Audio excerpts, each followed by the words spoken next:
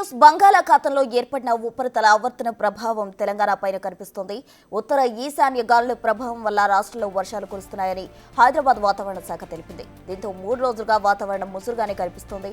ఆకాశం మేఘావృతమై ఉంది. మరోవైపు ఉపరితల ఆవర్తన ప్రభావంతో భాగ్యనగరంలో పలు ప్రాంతాల్లో నిన్నటి నుంచి చిరుజల్లులు పడుతున్నాయి.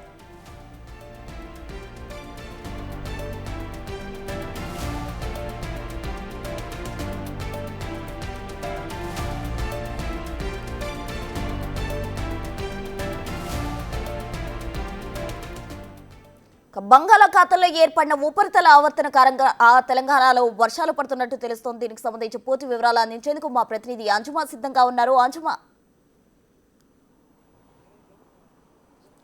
ఎస్ ప్రసూన, గత 3 రోజులుగా మనం చూస్తే హైదరాబాద్తో పాటు తెలంగాణ రాష్ట్ర వ్యాప్తంగా కూడా మనకు ముసురు వాతావరణమే కనిపిస్తోంది.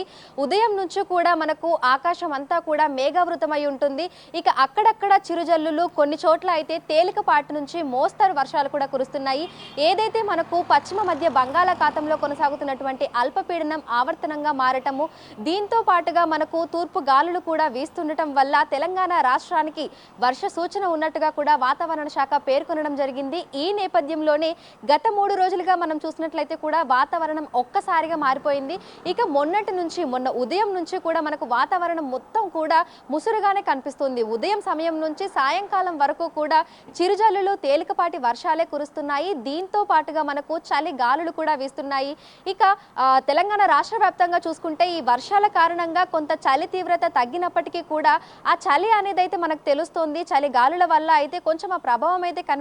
కానీ కనిష్ట ఉష్ణోగ్రతలు అయితే చాలా వరకు కూడా మనకు మామూలుగానే సాధారణ స్థాయికి వచ్చాయని చెప్పుకోవచ్చు. ఇక రానున్న 2-3 రోజుల పాటు కూడా కనిష్ట ఉష్ణోగ్రతలు అనేవి సాధారణం కంటే కూడా 2 నుంచి 4 డిగ్రీలు అధికంగా నమోదయ్యే అవకాశం ఉన్నట్లుగా కూడా వాతావరణ శాఖ అయితే పేర్కొనడం జరిగింది.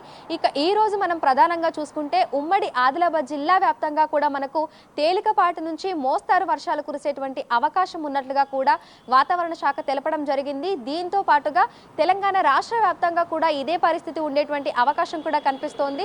సో ప్రస్తుతం కూడా చూసుకున్నట్లయితే కూడా మనకు వాతావరణం అంతా కూడా చాలా చల్లగానే ఉంది. సో ఎప్పుడు చిరుజల్లులు పడతాయి, ఎప్పుడు అకస్మాత్తుగా మనకు మోస్తరు వర్షం కురుస్తుంది అనేది కూడా తెలియటం లేదు. ఎందుకంటే ఉదయం నుంచి సాయంకాలం వరకు కూడా ఒకే రకమైనటువంటి వాతావరణం అయితే కొనసాగుతుంది.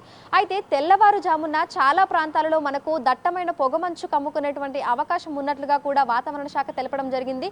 ముఖ్యంగా ఉత్తర తెలంగాణ జిల్లాలలో దట్టమైన పొగమంచు కమ్ముకుంటుంది అని ఉదయం సమయంలో. ఇక హైదరాబాద్ నగర శివారులో కూడా ఇదే రకమైనటువంటి పొగమంచు ఏర్పడే అవకాశం ఉన్నట్లుగా కూడా వాతావరణ శాఖ అధికారులు అయితే తెలపడం జరిగింది. దీంతో పాటు అంటే పొగమంచు తర్వాత మనకు మామూలుగా సాధారణ స్థితికి వచ్చి ఆకాశం అంతా కూడా మేఘావృతమై ఉంటుంది. సో అక్కడక్కడ చిరుజల్లులు, దీంతో పాటుగా సాయంకాలం సమయంలో మనకు మోస్తరు వర్షం కురిసేటువంటి అవకాశం ఉన్నట్లుగా కూడా తెలిపింది. సో ఒక్కసారి మనము ఈ రోజు అంటే ఎక్కడెక్కడ వర్షం ఉందని చూసుకుంటే, ఒకటి ఉమ్మడి ఆదిలాబాద్ జిల్లా వ్యాప్తంగా కూడా మనకు ఈ రోజు వర్షాలు ఉన్నాయి. దీంతో పాటుగా ఇటు ములుగు, పెద్దపల్లి, మంచిర్యాల్, కొమరంభీం, ఆసిఫాబాద్, జగిత్యాల్, రాజన్న సిరిసిల్ల, నిజామాబాద్, అదే విధంగా ఇటు హన్మకొండ, వరంగల్, నల్గొండ, సో ఈ ప్రాంతాలలో మనకు మోస్తరు వర్షాలు కురిసేటువంటి అవకాశం ఉన్నట్లుగా తెలుస్తోంది.